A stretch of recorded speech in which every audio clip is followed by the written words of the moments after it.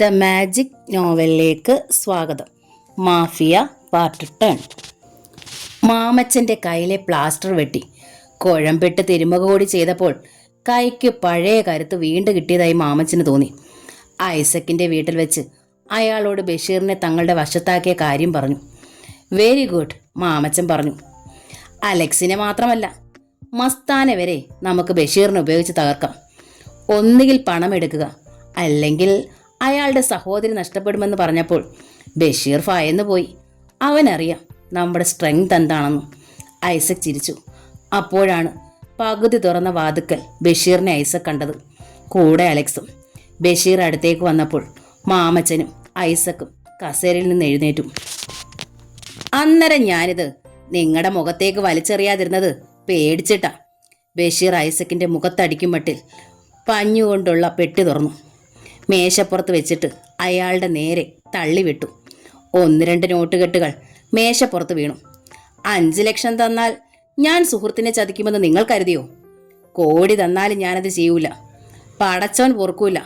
പണം കിട്ടുമെന്ന് വെച്ചാൽ സുഹൃത്തിനെയല്ല, അപ്പന്മാരെ പോലും ചതിക്കുന്ന നിങ്ങളെപ്പോലത്തെ ഹറാം പിറന്നോമാർക്ക് ചങ്ങാതിയുടെ വില അറിയൂല. അതുകൊണ്ട് കള്ള മന്ത്രി ഈ പരിപ്പയുടെ വേവൂല. എടാ, ഐസക് ഷോഫിച്ചലറി. മാമച്ചനും അടിയേറ്റതുപോലെ നിൽക്കുകയായിരുന്നു. വേണ്ട, അലക്സ് ഐസക്കിനെ തടഞ്ഞു. ഞാൻ പറഞ്ഞിട്ടാണ് ബഷീർ വന്നത്. മന്ത്രി തിരുമനസിനെ പറയാൻ വല്ലതുമുണ്ടെങ്കിൽ എന്നോട് പറയാം. അലക്സേ, അതെ, നിങ്ങളുടെ വകുപ്പിലുണ്ടായിരുന്ന എക്സൈസ് സർക്കിൾ ഇൻസ്പെക്ടർ ജോണിൻ്റെ മകൻ. ജോണിനെ കൊന്നത് ആരാണെന്ന് അറിയാമല്ലോ. അലക്സ് മാമച്ചനെ നോക്കി. ഞാൻ വിടുകേല ഒരുത്തനെ. അത്രയ്ക്കെന്നെ അനുഭവിപ്പിച്ചിട്ടുണ്ട്. മാമച്ചൻ്റെ കണ്ണുകൾ കുറുകി ചെറുതായി. കൊല്ലാൻ വേണ്ടി ഹോട്ടലിൻ്റെ ബാത്റൂമിൽ വരണ്ട, ദാ മുന്നിൽ നിൽക്കുന്നു. ധൈര്യമുണ്ടോ തനിക്ക്? അലക്സ് ചോദിച്ചു. ഉണ്ടടാ, കൊല്ലും ഞാൻ നിന്നെ. മാമച്ചൻ അലറിക്കൊണ്ട് അലക്സിൻ്റെ അടുത്തേക്ക് അടുത്തു. ഐസക് അയാളെ പിടിച്ചു നിർത്തി. മാമച്ച, അരുത്, ഇവിടെ വെച്ച് വേണ്ട. പിന്നെ എവിടെ വെച്ചാ താൻ എന്നെ ചുടുന്നേ? അലക്സ് ദേഷ്യപ്പെട്ടു. ഒന്നോർത്തോ, ഇതിൻ്റെ പേരിൽ മീരയുടെ നിക്കാഹ് നടക്കാതെ വന്നാൽ പിന്നെ മന്ത്രി ഐസക്കിൻ്റെ കുടുംബത്തിൽ ആരും ജീവിച്ചിരിക്കില്ല. അലക്സായി പറയുന്നേ, മനസ്സിലായോ? ഐസക്കിന് മിണ്ടാൻ കഴിഞ്ഞില്ല. MP ആകാനുള്ള നിങ്ങളുടെ ശ്രമവും ഡൽഹിയിൽ മന്ത്രിയാകാനുള്ള സ്വപ്നവുമൊക്കെ പള്ളി പറഞ്ഞാൽ മതി. കേരളത്തിൽ ബോംബ് പൊട്ടിച്ച് അതൊന്നും നേടാൻ കഴിയില്ലെന്നോർത്തോ.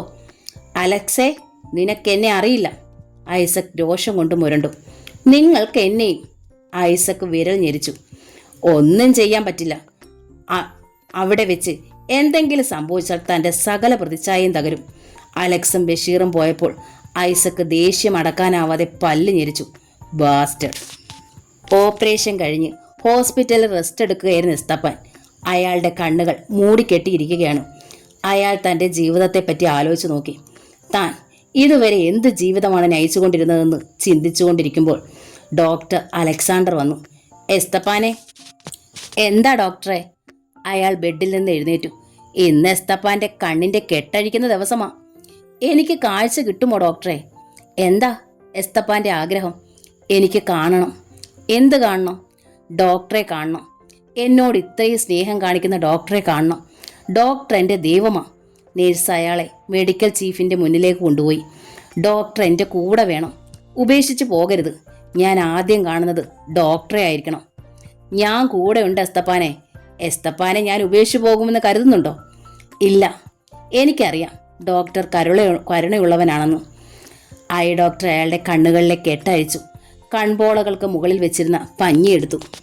എസ്തപ്പാൻ്റെ മുഖത്ത് മാറി മാറി വരുന്ന വികാരങ്ങൾ അലക്സ് കണ്ടു. ഇനി കണ്ണു തുറക്കൂ, ഐ ഡോക്ടർ നിർദ്ദേശിച്ചു. പ്രത്യാശയും സന്തോഷവും എല്ലാം എസ്തപ്പാൻ്റെ മുഖത്തുണ്ടായി. അയാൾ കണ്ണു തുറന്നു. ഇമകൾ ചലിപ്പിച്ചു. മുഖം സൂര്യനെ പോലെ പ്രകാശിച്ചു. ഡോക്ടറെ, എനിക്ക് കാണാം. അയാൾ സന്തോഷം കൊണ്ട് തുള്ളിച്ചാടുമെന്ന് തോന്നി. എൻ്റെ 2 കണ്ണുകളും കാണാം. ദൈവമേ, അയാൾ കരഞ്ഞുപോയി. എസ്തപ്പാനെ, അലക്സ് വിളിച്ചു. ഡോക്ടറെ. അയാൾ അലക്സിനെ നോക്കി. ഒരു നടുക്കം. എസ്തപ്പാനെ. അലക്സ് വീണ്ടും അയാളുടെ കണ്ണുകളിൽ നോക്കി വിളിച്ചപ്പോൾ എസ്തപ്പാൻ്റെ സംശയം മാറി. നടുക്കം പൂർണ്ണമായി. താൻ പല പ്രാവശ്യം കൊല്ലാൻ ശ്രമിച്ച അലക്സ്. ഡോക്ടറെ. അയാൾ കൈകൂപ്പി. തൻ്റെ കാലിൽ വീഴുമെന്ന് തോന്നിയപ്പോൾ അലക്സ് പറഞ്ഞു. സന്തോഷമായിരിക്കെ എനിക്ക് എസ്തപ്പാനോട് യാതൊരു പിണക്കവുമില്ല. എസ്തപ്പാന്റെ കണ്ണുകൾ നിറഞ്ഞൊഴുകി. അരമണിക്കൂർ കഴിഞ്ഞപ്പോൾ അവർ ഐ ഹോസ്പിറ്റലിന്റെ വിസിറ്റേഴ്സ് റൂമിൽ വന്നിരുന്നു. ചുറ്റും ഗ്ലാസുകളിട്ട ഒരു വലിയ മുറിയായിരുന്നു അത്. 3 ദിക്കുകളും കാണാം. മുഖം നോക്കാവുന്നത് പോലെ തിളങ്ങുന്ന തറ. അലക്സ് നിർബന്ധിച്ചപ്പോഴാണ് അയാൾ മടിച്ചിരുന്നത്. കുറ്റബോധം കൊണ്ട് എസ്തപ്പാൻ ചുരുങ്ങിപ്പോയി. കാഴ്ച കിട്ടേണ്ടായിരുന്നുവെന്ന് ഒരു വേള അയാൾക്ക് തോന്നി. എസ്തപ്പാനെ, ഫെർണാണ്ടസ് എന്നോടെല്ലാം പറഞ്ഞു. റൂബിയെ കൊന്ന് കടലിൽ തള്ളിയത് താനാണ്. എവിടെയാണ് അവളെ എറിഞ്ഞു കളഞ്ഞത്? എസ്തപ്പാന്റെ മുഖത്തെ പേശികൾ വലിഞ്ഞു മുറുകി. അവളുടെ അസ്ഥി പോലും തിരിച്ചെടുക്കാനാവില്ലെന്ന് എനിക്കറിയാം. പക്ഷേ അവളുടെ ഓർമ്മ ദിവസം കടലിൽ പോയി എനിക്കൊരു മെഴുകുതിരി കത്തിക്കണം. കുറെ പൂക്കൾ അവിടെ ഒഴുകണം. ഞാൻ എത്രയധികം അവളെ സ്നേഹിച്ചിരുന്നെന്ന് അവൾക്കറിയില്ല. അലക്സ് വികാരഭരിതനായി പറഞ്ഞു. എസ്തപ്പാന്റെ മുഖം വിളറിപ്പോയി. പറയ്, എവിടെയാ നീ അവളെ താഴ്ത്തിയത്? ആർക്കും അറിയാത്തൊരു രഹസ്യമാത്. ഞാൻ ആ കുട്ടിയെ കൊന്നില്ല, കടലിൽ തള്ളിയതുമില്ല. ചിലമ്പിച്ച ശബ്ദത്തിൽ എസ്തപ്പാൻ പറഞ്ഞു. കള്ളം പറയരുത്. ഇനി കള്ളം പറഞ്ഞാൽ ഞാൻ നിന്നെ വിടില്ല. കർക്കശമായിരുന്നു അലക്സിന്റെ ശബ്ദം. സത്യം, സത്യം. ഫെറിയോടും ബാബു സാറിനോടുമെല്ലാം ഞാൻ അവളെ കൊന്ന് കടലിലെറിഞ്ഞെന്ന് പറഞ്ഞു. ഇല്ലെങ്കിൽ എന്നെ അവർ വെറുതെ വിടില്ലായിരുന്നു, എസ്തപ്പാൻ പറഞ്ഞു. എന്നാൽ പറയ്, അവളെ താൻ എന്തു ചെയ്തു? അവൾ എവിടെയാ? അലക്സ് പെട്ടെന്ന് ചോദിച്ചു. എനിക്കറിയില്ല. ഞാൻ അവളെ ആ ബോട്ടിൽ കണ്ടില്ല. നീ ഇനിയും നേര് പറയില്ല അല്ലേ? അലക്സിന്റെ ഭാവം മാറി. അലക്സേ, നടുക്കുന്നൊരു നിലവിളി. ഓടി വരുന്ന ബഷീറിനെ അവർ കണ്ടു. ബഷീറിന്റെ വസ്ത്രങ്ങൾ ചോര പറ്റി കീറി തൂങ്ങിക്കിടക്കുന്ന അലക്സ് ശ്രദ്ധിച്ചു. അലക്സ് ചാടി എഴുന്നേറ്റു. അയാൾ ചില്ലു ഫ്രെയിമുകൾക്കിടയിലെത്തി. ഒരു വെടി പൊട്ടി. കഴുത്തിൽ നിന്ന് ചോര ചീറ്റുന്നു. ഗ്ലാസ് ഇടിച്ചു തകർത്തുകൊണ്ട് ബഷീർ അകത്തേക്ക് വീണ് നിരങ്ങി വന്നു. നിമിഷങ്ങളോളം അലക്സ് മരവിച്ചു നിന്നു. മൊസേക്ക് തറയിലൂടെ ചില്ലുകൾ ചെതറിച്ചുകൊണ്ട് വീഴ്ചയുടെ തളലിൽ നിരങ്ങി വന്ന ബഷീർ അയാളുടെ കാൽ ചുവട്ടിൽ നിന്നും 2-3 അടി അകലെയായി നിശ്ചലനായി. തറയിൽ ബ്രഷ് കൊണ്ട് വരച്ചതുപോലെ ചോര. എസ്തപ്പാൻ അമ്പരപ്പോടെയാണ് ആ കാഴ്ച കണ്ടത്. പെട്ടെന്ന് അലക്സ് പരിസരബോധം വീണ്ടെടുക്കുകയും ബഷീറേന്ന് വിളിച്ചുകൊണ്ട് അയാളെ പിടിച്ച് എഴുന്നേൽപ്പിക്കുകയും ചെയ്തു. ബഷീറിന്റെ കഴുത്ത് താഴേക്ക് തൂങ്ങിക്കിടന്നു. കഴുത്തും നെഞ്ചും ചോര വാർന്നൊഴുകി നനഞ്ഞു. ബഷീറെ! അലക്സ് അയാളുടെ ശിരസ് ഉയർത്തി. ബഷീറിന്റെ കണ്ണുകളിൽ ഒരു ദൈന്യഭാവം. അലക്സേ! ബഷീർ നാവ് കുഴഞ്ഞു. അലക്സിനെ പിടിച്ച ബഷീറിന്റെ കൈവിരലുകൾ മുറുകി. പിന്നെ അത് അയഞ്ഞു നിശ്ചലമായി. ബഷീറെ, ആരാ നിന്നെ വെടിവെച്ചത്? അയാൾ ചോദിച്ചു. മിഴിച്ചു നോക്കിയ ബഷീറിന്റെ എമകൾ ചലിച്ചില്ല. കഴുത്തു കുഴഞ്ഞു വാടിയ ചേമ്പിൻ തണ്ടുപോലെ ശിരസ് അലക്സിന്റെ കയ്യിൽ നിന്ന് ഊർന്നു വീണു. അപ്പോഴേക്കും ഡോക്ടർമാരും നേഴ്സുമാരും എത്താൻ തുടങ്ങി. ബഷീറിനെ കിടത്തിയിട്ട് അലക്സ് തകർന്ന ഗ്ലാസിന്റെ വിടവിലേക്ക് നോക്കി എഴുന്നേറ്റു. അപ്പോൾ എസ്തപ്പാൻ ആ വഴി വെളിയിലേക്ക് ഓടുന്നതാണ് കണ്ടത്. അയാൾ പിന്നാലെ ചെന്നു. കാലടികളിൽ ഗ്ലാസ് കഷ്ണങ്ങൾ ഞെരിഞ്ഞു. റോഡിൽ നിന്നൊരു കാർ തിരിഞ്ഞു പാഞ്ഞു പോകുന്നത് കണ്ടു. കറുത്ത കാർ. എസ്തപ്പാനും റോഡിലേക്ക് പാഞ്ഞു ചെന്ന് കാഴ്ചയിൽ നിന്ന് മറഞ്ഞു. 2 കൊലയാളികളെയും തനിക്ക് പിന്തുടർന്ന് പിടിക്കാനാവില്ലെന്ന് അലക്സിന് മനസ്സിലായി. തിരിച്ചു നടക്കുമ്പോൾ അയാൾ നിയന്ത്രിക്കാനാവാതെ കരയുകയായിരുന്നു. ബഷീറെ! അലക്സ് കൂട്ടുകാരൻ്റെ മൃതശരീരത്തിനടുത്ത് തളർന്നിരുന്നു. ബഷീറെ, എങ്ങനെ മീരയുടെ ഉമ്മയുടെയും ബാപ്പയുടെയും മുന്നിലേക്ക് കൊണ്ടുപോകും? അലക്സേ, അയാൾ മരിച്ചല്ലോ. ആരാണ് അയാളെ വെടിവെച്ചത്? എസ്തപ്പാന്റെ ഓപ്പറേഷൻ നടത്തിയ തല നരച്ച ഡോക്ടർ പരിഭ്രമത്തോടെ അലക്സിന്റെ അടുത്ത് വന്നു. എനിക്കറിയില്ല ഡോക്ടർ. ഒരു കറുത്ത കാർ പോകുന്നത് ഞാൻ കണ്ടു. ഡോക്ടർ പോലീസിനെ വിളിക്കൂ. അലക്സ് ഡോക്ടറോട് പറഞ്ഞിട്ട് സെല്ലുലോർ ഫോണിൽ അശോക് മസ്താനെ വിളിച്ചു. ബഷീറിനെ വെടിവെച്ച് കൊന്നു. മസ്താൻ ലൈനിൽ വന്നപ്പോൾ അലക്സ് പറഞ്ഞു. ആര്? മസ്താൻ നടുക്കത്തോടെ ചോദിച്ചു. അലക്സ് കണ്ട കാര്യങ്ങൾ പറഞ്ഞു. ഐസക്കിന് പണം തിരിച്ചു കൊടുത്തതിന്റെ പകയാണ്. അതവർ തന്നെയാണ്, സംശയമില്ല. ആ കാർ ആരുടേതാണെന്ന് നമുക്കുടനെ കണ്ടുപിടിക്കാം, മസ്താൻ പറഞ്ഞു. റോഡിൽ വെച്ച് അടി നടന്നിട്ടുണ്ട്. ബഷീറിന്റെ വസ്ത്രങ്ങൾ കീറിയിട്ടുണ്ട്. അവരെ തോൽപ്പിക്കാൻ പറ്റില്ലെന്ന് തോന്നിയപ്പോഴാണ് ബഷീർ ഓടി വന്നത്. ഞാൻ പോയി അന്വേഷിക്കാം, അലക്സ് പറഞ്ഞു. അലക്സ് റോഡിലേക്ക് ചെന്നു. അവിടെ കുറേ ആളുകൾ കൂടി നിൽക്കുന്നുണ്ടായിരുന്നു. കൊലപാതകത്തെപ്പറ്റി അവരും അറിഞ്ഞു കഴിഞ്ഞു. അവരിൽ ഒരാൾക്ക് അലക്സിനെ പരിചയമുണ്ടായിരുന്നു. അയാൾ പറഞ്ഞു, ഡോക്ടറെ, ബഷീറിനെ 2 പേർ കൂടി തല്ലുന്നതാണ് ഞാൻ വന്നപ്പോൾ കണ്ടത്. കറുത്ത കാർ അവിടെ കിടക്കുന്നുണ്ടായിരുന്നു. ബഷീർ അവരെ തിരിച്ചടിച്ചു. ഞങ്ങൾക്കൊന്നും ചെയ്യാൻ കഴിഞ്ഞില്ല. തടിയന്മാരായിരുന്നു മറ്റുള്ളവർ. അടിയറവ് പറഞ്ഞു പോകുമെന്ന നില വന്നപ്പോഴാണ് ബഷീർ ഓടിയത്. പിന്നാലെ ഒരു തടിമാടനും പാഞ്ഞു ചെന്നു. മീശയും താടിയുമില്ലാത്ത ഒരു കുറ്റിത്തല മുടിക്കാരനായിരുന്നു അയാൾ. അയാളൊന്ന് പറഞ്ഞു നിർത്തി, പിന്നെ തുടർന്നു. ഞങ്ങൾ പിന്നാലെ എത്താൻ ഭയപ്പെട്ടു. അയാളുടെ കൈകൾ തോക്കുണ്ടായിരുന്നു. ഒരു വെടി ബഷീറിന്റെ മുതുകിൽ കൊള്ളുന്നതും ചോര ചീറ്റുന്നതും ഞാൻ കണ്ടു. എന്നിട്ടും ബഷീർ ഹോസ്പിറ്റലിന്റെ നേരെ നിർത്താതെ ഓടുകയായിരുന്നു. ആദ്യത്തെ വെടിശബ്ദം എസ്തപ്പാനെ ചോദ്യം ചെയ്ത് താൻ കേട്ടില്ലെന്ന് അലക്സ് ഓർത്തു. വീണ്ടും വെടിശബ്ദം കേട്ടു. അപ്പോഴേക്കും മറ്റേയാൾ കാറുമായി പിന്നാലെ വന്നു. കൊലയാളി തിരിച്ചു വന്ന് കാറിൽ കയറി പോകുന്നത് ഞങ്ങൾ കണ്ടു. കാറിന്റെ നമ്പർ അറിയാമോ? അലക്സ് ചോദിച്ചു. അത് ഞാൻ കുറിച്ചെടുത്തിട്ടുണ്ട്. 7733. സീരിയൽ നമ്പർ കൂടി അയാൾ കൈവെള്ളയിൽ പേന കൊണ്ട് എഴുതി വെച്ചിരുന്നു. അലക്സ് ഉടനെ മസ്താൻ ആ നമ്പർ പറഞ്ഞു കൊടുത്തു. ഗുരുദാസ് പുറപ്പെട്ടു കഴിഞ്ഞു. അപ്പോൾ തന്നെ നമുക്ക് ഈ കാർ ആരുടേതാണെന്ന് കണ്ടുപിടിക്കാം, അശോക് മസ്താൻ പറഞ്ഞു. ഒരുപക്ഷേ കൊലയാളികൾ അത് എവിടെ നിന്നെങ്കിലും മോഷ്ടിച്ചു കൊണ്ടുവന്നതാണെങ്കിൽ ഒന്നും ചെയ്യാൻ പറ്റില്ല. ലൈൻ കട്ടായപ്പോൾ അലക്സ് ഇനി എന്ത് ചെയ്യണമെന്ന് ആലോചിച്ചു. ഒരു പോലീസ് ജീപ്പ് ഹോസ്പിറ്റലിലേക്ക് പോയി. അതിൽ SI സണ്ണി ഇരിക്കുന്നത് അലക്സ് കണ്ടു. അലക്സ് ഹോസ്പിറ്റലിലേക്ക് പോകാൻ തുടങ്ങുമ്പോൾ ഒരു ഓട്ടോറിക്ഷ അവിടെ വന്നു നിന്നു. എസ്തപ്പാൻ അതിൽ നിന്ന് ഇറങ്ങുന്നത് അലക്സ് കണ്ടു. ഇറങ്ങി വാടാ. അയാൾ സീറ്റിൽ അവശനായി ഇരുന്ന ഒരാളെ വലിച്ച് വെളിയിലേക്ക് ഇറക്കി. ഡോക്ടറെ, ഇവനാ ബഷീറിനെ തല്ലിയവരിൽ ഒരാൾ, അലക്സിനെ പരിചയമുണ്ടായിരുന്ന ആൾ പറഞ്ഞു. എസ്തപ്പാൻ അവന്റെ കോളറിന് പിടിച്ച് അലക്സിന്റെ മുന്നിലേക്ക് കൊണ്ടുവന്നു. ഇളം നീല നിറമുള്ള പാൻസും ഷർട്ടും ധരിച്ച അവന് 6 അടി പൊക്കമേ ഉണ്ടായിരുന്നുള്ളൂ. തീക്ഷ്ണങ്ങളായ കണ്ണുകളും നിരന്തരമായി പുകവലിച്ച കറുത്ത ചുണ്ടുകളും. മുരുട്ട് കാളയുടെ ഭാവമായിരുന്നു അവന്. ശക്തിയായ ഏറ്റുമുട്ടൽ നടന്നതുപോലെ എസ്തപ്പാന്റെയും അയാളുടെയും മുഖങ്ങൾ നീര് വന്ന് തുടുത്തിരുന്നു. ഞാൻ ആ കാറിന്റെ പുറകെ ചെന്നു ഡോക്ടറെ, എസ്തപ്പാൻ പറഞ്ഞു. ഹോട്ടലിന് മുന്നിൽ കാർ നിന്നപ്പോൾ ഞാൻ പിടികൂടി. ഇവനായിരുന്നു ഡ്രൈവർ. മറ്റേയാൾ എന്റെ നേരെ തോക്കെടുത്തു. ഞാനൊരടിക്ക് അത് തെറിപ്പിച്ചു കളഞ്ഞു. താടി മീശയില്ലാത്തവൻ ഓടി രക്ഷപ്പെട്ടു. ഇവനെ ഞാൻ വിട്ടില്ല. ഇവനെങ്കി ഇവൻ. എസ്തപ്പാന് കുറേ നാളായി കൈ തരിക്കുക. അത് തീർത്ത് ഡോക്ടറെ. ഓട്ടോക്കാരന് കാശ് കൊടുക്കണം, എന്റെ കയ്യിലില്ല. എസ്തപ്പാൻ അവനെ അലക്സിന്റെ മുമ്പിലേക്ക് മാറ്റി നിർത്തി. ഇങ്ങോട്ട് നീങ്ങി നിൽക്കടാ. പുനർജന്മം കിട്ടിയതുപോലെയാണ് എസ്തപ്പാന്. അലക്സ് അവന്റെ കണ്ണുകളിലേക്ക് നോക്കി. നീ എന്റെ ബഷീറിനെ കൊന്നു അല്ലേടാ? അലക്സ് മുരണ്ടു. അയാൾ വിറച്ചുപോയി. അലക്സ് തന്റെ തല അടിച്ചുടയ്ക്കുമെന്ന് തന്നെ അയാൾ ഭയന്നു. എന്താ നിന്റെ പേര്? അൻപ്. അവൻ പറഞ്ഞപ്പോൾ വായിൽ നിന്ന് ചോര ഒഴുകി. കൂടെയുള്ളതാരാണ്? ദേവ. തമിഴനാണോ?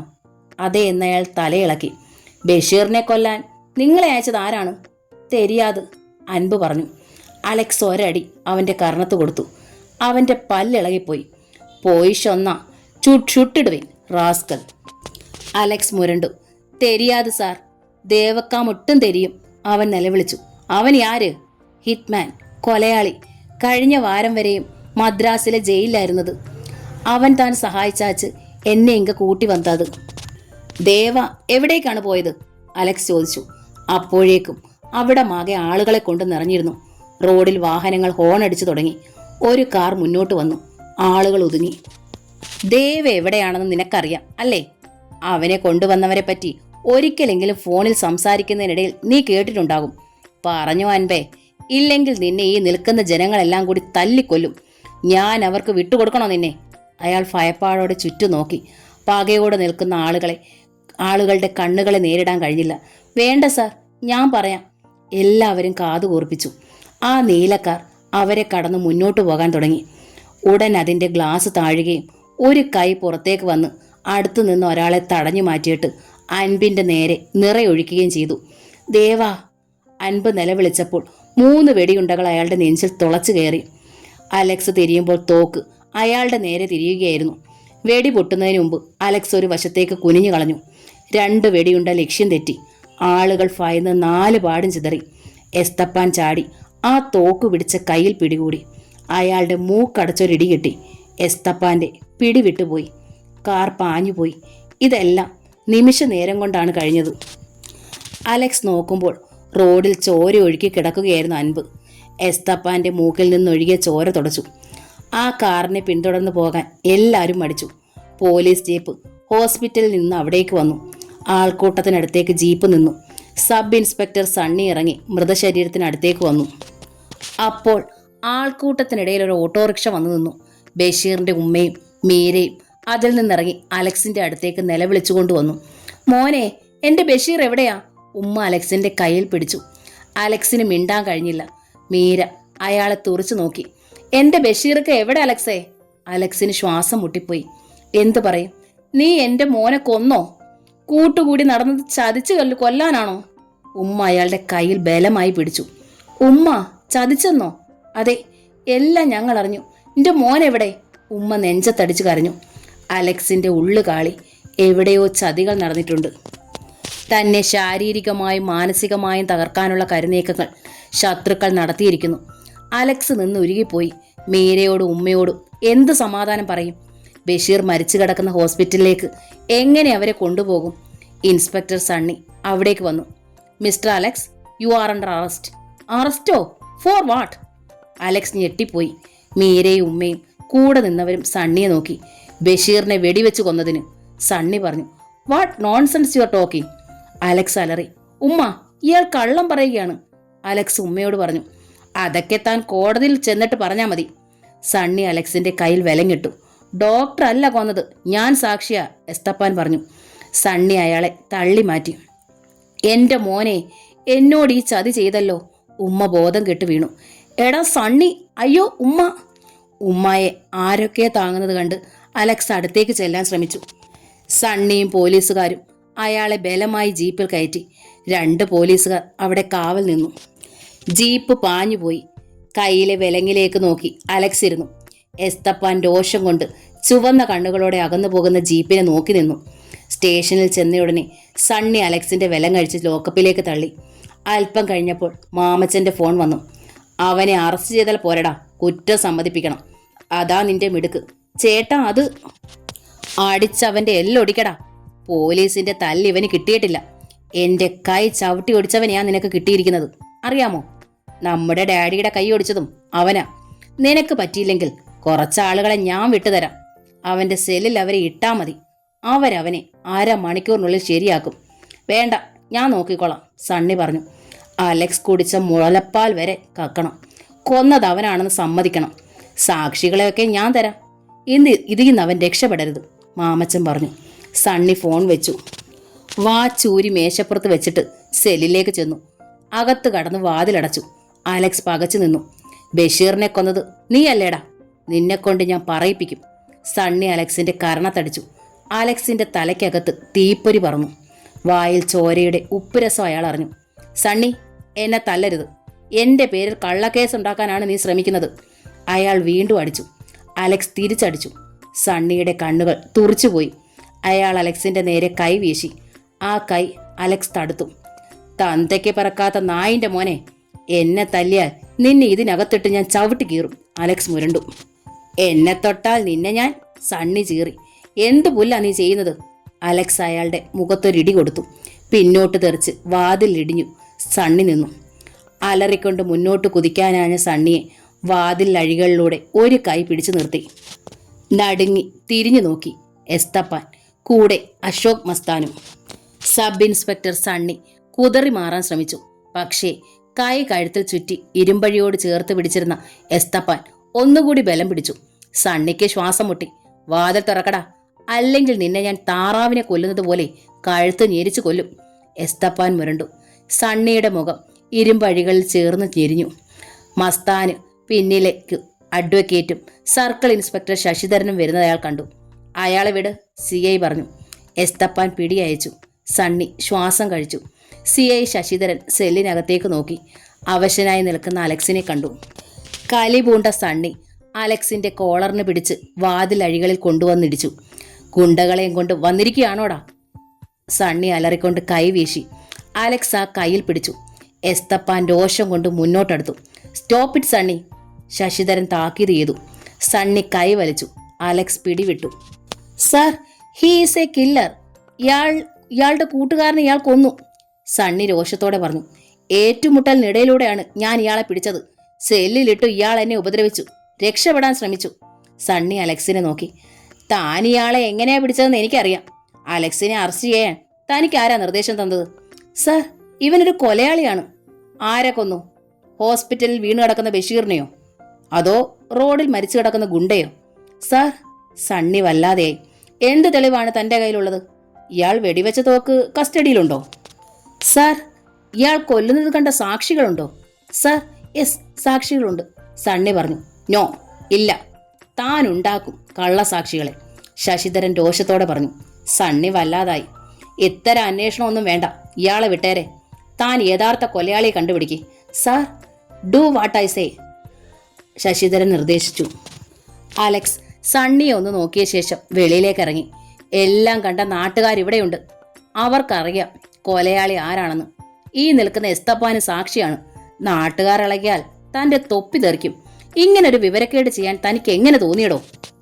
ശശിധരൻ സണ്ണിയെ ശാസിച്ചുകൊണ്ട് സെല്ലിൽ നിന്ന് വെളിയിലേക്ക് വന്നു. സണ്ണിക്കൊന്നും പറയാനില്ലായിരുന്നു. Thank you mister Sasidharan. Mastan ശശിധരന്റെ കൈ പിടിച്ചു കുലുക്കി. പിന്നെ സണ്ണിയെ ദഹിപ്പിക്കുന്നൊരു നോട്ടം.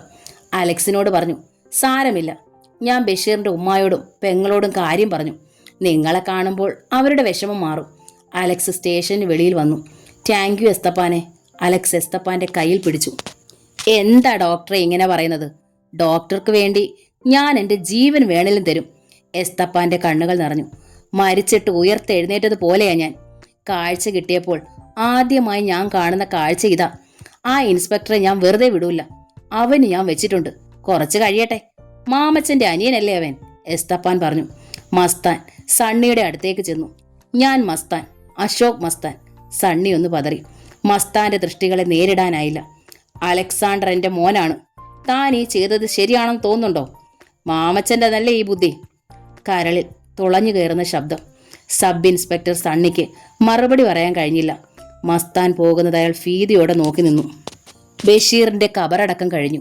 മീരയുടെ നിക്കാഹ് അലക്സ് നടത്തിക്കൊടുത്തു. അലക്സ് അനിതയുമായി നടന്നു. എന്റെ നിഴൽ പോലെ കൂടെ ഉണ്ടായിരുന്നതാ ബഷീർ. ഇപ്പോഴെന്റെ ഒരു കൈ ഒടിഞ്ഞതുപോലെ തോന്നുന്നു, അലക്സ് പറഞ്ഞു. ആ കുടുംബത്തെ സഹായിക്കാൻ കഴിഞ്ഞത് എന്റെ ഭാഗ്യം. ആരാ ബഷീറിനെ കൊന്നത്? അവൾ ചോദിച്ചു. ദേവ, പുതിയ കൊലയാളി. അവന്റെ സഹായി അവൻ തന്നെ കൊന്നു. അയാളെ കൊണ്ടുവന്നതാരാണ്? മിനിസ്റ്റർ ഐസക് ഉൾപ്പെടുന്ന മാഫിയ. പോലീസിന് അയാളെ പിടിക്കാൻ പറ്റില്ലേ? പറ്റും. ശശിധരൻ അവരെ അന്വേഷിച്ചുകൊണ്ടിരിക്കുകയാണ്. ഓഷ്യാനിക്കിൽ നിന്ന് അവൻ താമസം മാറ്റി. അവന് മിനിസ്റ്ററുമായും മറ്റും ബന്ധമുണ്ട് എന്നതിന് തെളിവില്ല. പെട്ടെന്ന് ചെന്ന് ഐസക്കിനെ അറസ്റ്റ് ചെയ്യാനും പറ്റില്ല. സിയയുടെ തൊപ്പി തെറിപ്പിക്കും അയാൾ. ദേവയെ പിടിച്ചാൽ തെളിവുകൾ കിട്ടില്ലേ? Sure, but he is A notorious criminal. വിഷം മുറ്റിയ ടെററിസ്റ്റിന്റെ എല്ലാ ക്രൂരതയും തികഞ്ഞവനാണ്. മുങ്ങി നടക്കുകയാണ്. പോലീസിന്റെ കണ്ണ് വെട്ടിച്ച് ഓരോ വേഷങ്ങളിലാണ് അവൻ നടക്കുന്നതെന്നാണ് എനിക്ക് കിട്ടിയിരിക്കുന്ന വിവരം. എന്നെ കൊന്നേ അവൻ മടങ്ങും. അത് കേട്ട് നടുക്കത്തോടെ അനിത അയാളെ നോക്കി. മാമച്ചായൻ അറിയില്ലേ അയാൾ എവിടെയാണെന്ന്? അവൾ ചോദിച്ചു. അറിയാം. അയാളൊക്കെ കൂടിയല്ലേ ദേവി ഒളിപ്പിച്ചിരിക്കുന്നത്. ഞാൻ മാമച്ചായന്റെ ടെലിഫോൺ ടാപ്പ് ചെയ്യട്ടെ, എന്തെങ്കിലും ഇൻഫർമേഷൻ കിട്ടിയാലോ? അവർ റോഡരികിലൂടെയാണ് നടന്നത്. ഒരു ട്രിക്ക് കടന്നുപോയി. സെല്ലുലാർ ഫോണിലൂടെ വിളിച്ചാൽ എങ്ങനെ ചോർത്താനാനിതേ? ഞാൻ എന്തെങ്കിലും വഴി കണ്ടുപിടിക്കാം അലക്സേ. പെട്ടെന്ന് പിന്നിൽ നിന്നൊരലച്ച. അലക്സ് അനിതയും കൊണ്ട് ഓടയ്ക്കപ്പുറത്തെ പുല്ലിലേക്ക് വീണു. ഒരു കാർ അവർ നിന്നിടത്തുകൂടി പാഞ്ഞുപോയി. മുന്നിലുണ്ടായിരുന്ന ഒരു വേസ്റ്റ് ടാങ്ക് ഇടിച്ച് തകർത്തു കളഞ്ഞു.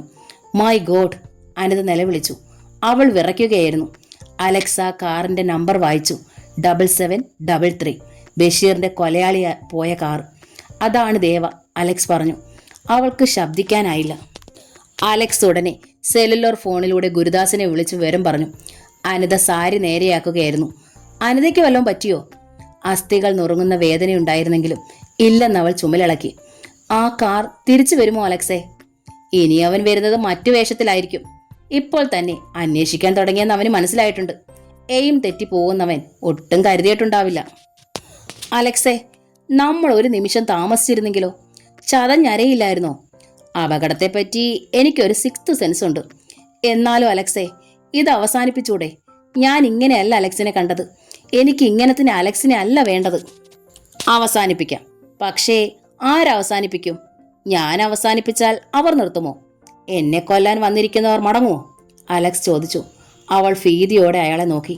അവൾ ഗ്രേസിയുടെ ഐസ്ക്രീം പാർലറിലേക്ക് പോയി. ഗ്രേസി അവരെ കണ്ടെങ്കിലും പരിചയം ഭാവിച്ചില്ല. അകത്തെ മുറിയിൽ നിന്നും മാമച്ചനും സക്രിയാസും ഇറങ്ങി വന്നു. അനിതയെ കണ്ട അയാൾ കോപത്തോടെ അടുത്തേക്ക് വന്നു. അവളുടെ കർണത്തൊരടി. അനിത തരിച്ചിരുന്നു പോയി. റെസ്റ്റോറൻറ്റിലുണ്ടായിരുന്നവരെല്ലാം ശ്രദ്ധിച്ചു. ഗ്രേസി സ്തബ്ധയായി നിന്നുപോയി. നിന്നോടിവനെ കാണരുതെന്ന് പറഞ്ഞിട്ടില്ലയോടി? കൊന്നു കളയും ഞാൻ. മാമച്ചൻ വീണ്ടും അടിക്കാനായി കൈ വീശി. അലക്സ് തടുത്തു. മാമച്ചൻ കൈ കുടഞ്ഞു. കണ്ണുകൾ തമ്മിൽ അഗ്നിസ്ഫുലിംഗങ്ങൾ പോലെ കൂട്ടിമുട്ടി. സക്കറിയ വന്ന് അനിതയെ പിടിച്ചുകൊണ്ടുപോയി. എവിടെ വാടി? അയാൾ അവളെ ബലമായി വലിച്ചു കൊണ്ടുപോയി കാറിനകത്തേക്ക് തള്ളി. അലക്സിന്റെ അടുത്ത് തന്നെ നിൽക്കുകയായിരുന്നു മാമച്ചൻ. എന്നെ അറിയില്ല അല്ലേ? എന്നെ കൊന്നാ പോരെ, മറ്റാരെ ഇരയാക്കണ്ട. മന്ത്രിയോട് പറഞ്ഞേക്ക്, പാർലമെന്റ് ഇലക്ഷനിൽ അയാൾ തോറ്റതുപോലെ ഇതിലും അയാൾ പരാജയപ്പെടും. മാമച്ചൻ ഒരേറ്റുമുട്ടലിന് ശ്രമിക്കാതെ തിരിച്ചുപോയി.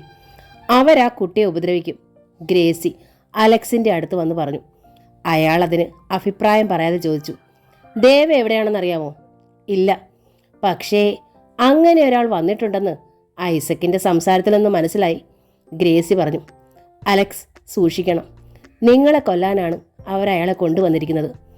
അലക്സ് വെളിയിലേക്ക് ഇറങ്ങി. അപ്പോൾ ഗുരുദാസ് കാറുമായി വന്നു.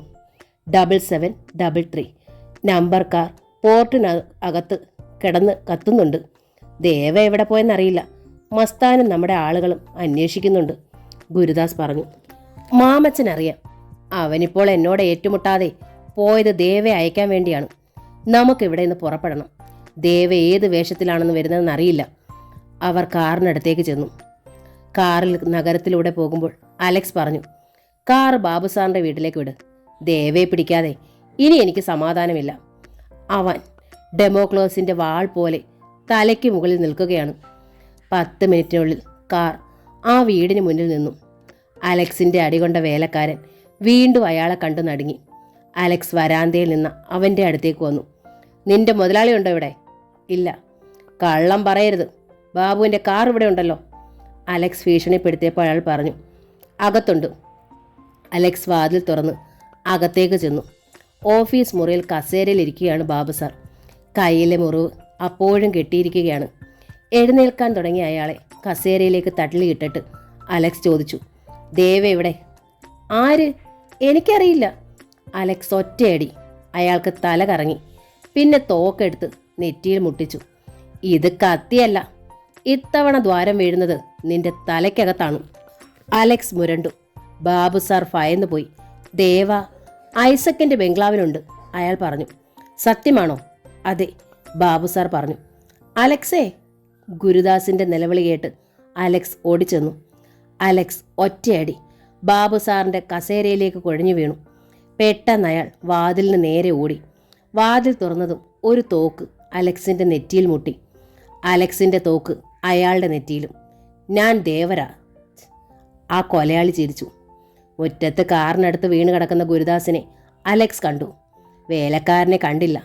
പരസ്പരം നെറ്റിയിൽ തോക്കമർത്തി നിൽക്കുകയാണ്. രണ്ടുപേരും വെടിയേറ്റ് വീഴും. ദേവ മരണത്തെ മുന്നിൽ കണ്ട് ചിരിച്ചു. Who will shoot fast? I like this kind of game, Deva മന്ത്രിച്ചു.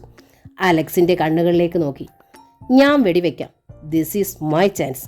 മറവിൽ നിന്ന് വന്ന മിനിസ്റ്റർ ഐസക്കിനെ കണ്ട് അലക്സ് നടുങ്ങിപ്പോയി. അപ്രതീക്ഷിതമാണിത്. ഐസക്കിന്റെ കയ്യിൽ തോക്ക്. എൻ്റെ പദ്ധതികളെല്ലാം പൊളിച്ചത് നീയാണ്. ഈ ഒരു നിമിഷത്തിന് വേണ്ടിയാണ് ഞാൻ കാത്തിരുന്നത്. നിന്നെ കൊന്നാലും തീരില്ല എൻ്റെ വക. ഐസക് അലക്സിൻ്റെ അടുത്തേക്ക് വന്നു. നെഞ്ചിൽ തോക്കുകുത്തി. അലക്സ് വിയർത്തുപോയി. വെടി പൊട്ടി. ആ വെടി ശബ്ദം അലക്സിനെ നടുക്കി കളഞ്ഞു. പിടഞ്ഞു വീഴാൻ പോകുന്നത് താനാണോ? വെടിയുണ്ട തുളഞ്ഞു കയറിയ മരവിപ്പിൽ തൻ്റെ ചിന്തകളല്ലാതെ വേദനയെല്ലാം ഉറഞ്ഞുപോയോ? അലക്സ് ശിരസ്സനക്കാതെ തന്നെ ദേവയുടെയും ഐസക്കിൻ്റെ മുഖങ്ങളിലേക്ക് നോക്കി. ദേവയുടെ തലയിലേക്ക് തോക്കു ചൂണ്ടി അയാളുടെ കൈ മരവിച്ചു പോയിരുന്നു. ചലിപ്പിക്കാൻ കഴിഞ്ഞില്ല. കാറിനടുത്ത് വീണ് കിടക്കുന്ന ഗുരുദാസ് എഴുന്നേൽക്കുന്നത് അലക്സ് കണ്ടു. വല്ലാത്തൊരു നിശബ്ദതയാണിവിടെ ശ്വാസം മുട്ടി നിൽക്കുന്നത്. ദേവയുടെ മുഖത്തെ മാംസപേശികൾ വിറയ്ക്കുന്നതും ട്രിഗർ വലിക്കാനായി കൈയിലേക്ക് ബലം വരുന്നതും അലക്സ് കണ്ടു. അനങ്ങരുത്, രണ്ടുപേരും തോക്ക് താഴെയിടുക, അല്ലെങ്കിൽ നിങ്ങൾ വെടിയേറ്റു മരിക്കും, ഗുരുദാസ് ഭീഷണി മുഴക്കി. ഒരു നിമിഷം ആ ശബ്ദത്തിൻ്റെ ഉറവിടത്തിലേക്ക് ദേവയും ഐസക്കും തിരിഞ്ഞു നോക്കി. ആ നിമിഷം തന്നെ അലക്സിന് അധികമായിരുന്നു. അയാൾ ഇരുവരുടെയും തോക്കുകൾ തട്ടിത്തെറിപ്പിച്ചു കളഞ്ഞു. ദേവയുടെ തോക്ക് മുറ്റത്തെ ചെടിച്ചട്ടികൾക്കിടയിൽ ഒറ്റ നോട്ടത്തിൽ കാണത്തക്ക വിധം മറഞ്ഞു വീണപ്പോൾ തന്നെ ഇരുവരും വരാന്തയിൽ നിലം പൊത്തിയിരുന്നു. ഐസക്കിന്റെ തോക്ക് അലക്സിന്റെ കയ്യിലും. ഐസക്കിന്റെ മൂക്ക് തകർത്തുകൊണ്ട് തോക്കുകൊണ്ടൊരിടി. ദേവയുടെ താടിയെല്ല് പിളരുമാറൊരിടി. എല്ലാം ഒരു നിമിഷാർദ്ധത്തിനുള്ളിൽ. അയാൾ തറയിൽ വീണ് കഴിഞ്ഞപ്പോഴാണ് വെടിയേറ്റത്. ദേവയ്ക്കാണ് എന്ന് അലക്സിന് മനസ്സിലായത്. ദേവയുടെ തുടയിലെ ദ്വാരത്തിൽ നിന്ന് ചോര വാർന്നൊഴുകി. പാൻറ് നനഞ്ഞിരുന്നു. അയാളുടെ മുഖത്തെ പേശികൾ വിറയ്ക്കാൻ കാരണം അതാണ്. അലക്സ് അയാളുടെ അടുത്തേക്ക് ചെന്നു. ഇരു കൈകളിലും തോക്കുകളുമായി. ആയുധമില്ലാതെ തിരിഞ്ഞ ദേവ തൻ്റെ തലയ്ക്ക് നേരെ ചൂണ്ടിയിരുന്ന തോക്കുകൾ കണ്ടു. അയാളുടെ കണ്ണുകളിൽ ഭീതിയുടെ നിഴലാട്ടമുണ്ടായി. എന്നെ കൊല്ലാൻ വന്നതല്ലേ നീ? 1.5 ഡസൻ കൊലകൾ നടത്തിയ ടെററിസ്റ്റ്. ഒരു കൊല പോലും നടത്താത്തവനാ ഞാൻ. ആദ്യം നീ ആവട്ടെ. അലക്സ് മുരണ്ടു. ദേവ വിറച്ചുകൊണ്ട് പിന്നോട്ടിഴഞ്ഞു. പക്ഷേ നിന്നെ ഞാൻ ഒറ്റയടിക്ക് കൊല്ലൂല. എൻ്റെ ബഷീറിനെ കൊന്ന നീ പെട്ടെന്ന് അങ്ങനെ ചാകരുത്. നിന്നെ പോലീസിന് വേണം. തമിഴ് ഭീകരൻ കേരള പോലീസിൻ്റെ പിടിയിൽ.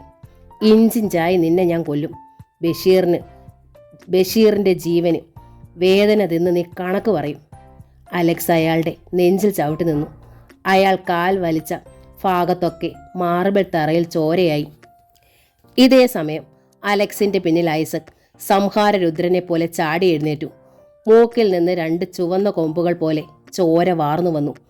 അപ്പോൾ തന്നെ അയാൾ ഗുരുദാസിന്റെ അടിയേറ്റ് വീണു. അലക്സ് ഐസക്കിന്റെ തോക്ക് ദേവയുടെ വലത് കൈയിലേക്ക് ചൂണ്ടി. ഈ കൈകൊണ്ടല്ലേ നീ ബഷീറിനെ വെടിവെച്ചത്? ദേവ ഒന്ന് പിടച്ചു. അയാളുടെ കൈത്തണ്ടയിൽ അസ്ഥി തുളച്ചുകൊണ്ട് വെടിയുണ്ട പോയി. ചീഞ്ഞ തക്കാളി വീണ് ചിതറിയതുപോലെ ചോര ചിത്രങ്ങളുണ്ടാക്കി. പോലീസ് പിടിക്കുമ്പോൾ നിന്നെ കൊണ്ടുവന്ന മന്ത്രി തന്നെയാണ് വെടിവെച്ചതെന്ന് കണ്ടുപിടിക്കണം. ഇന്ത തുപ്പാക്കി അവനുടേത് താൻ. പുരിഞ്ചിതാ റാസ്കൽ. അലക്സ് അവൻ്റെ തലയ്ക്ക് തൊഴിച്ചു. അയ്യോ!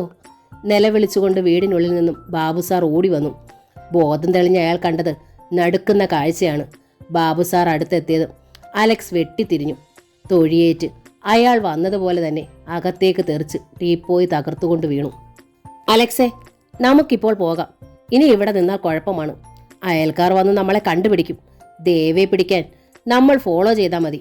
അവനെ എവിടെ പോകുന്നുവെന്ന് നമ്മുടെ ആളുകൾ കണ്ടുപിടിക്കും. ഇവനെ തേടിയല്ലേ ദാസേ നമ്മൾ ഇങ്ങോട്ട് വന്നത്? അലക്സ് ചോദിച്ചു. അതെ, അവന് നല്ലൊരു ശിക്ഷ കൊടുക്കുകയും ചെയ്തു. അതിലുപരി അലക്സ് മരണത്തിൽ നിന്ന് രക്ഷപ്പെട്ടില്ലേ? ഇനിയും ദേവ നമ്മുടെ പിടി വിട്ടു പോകാതിരുന്നാൽ പോരെ?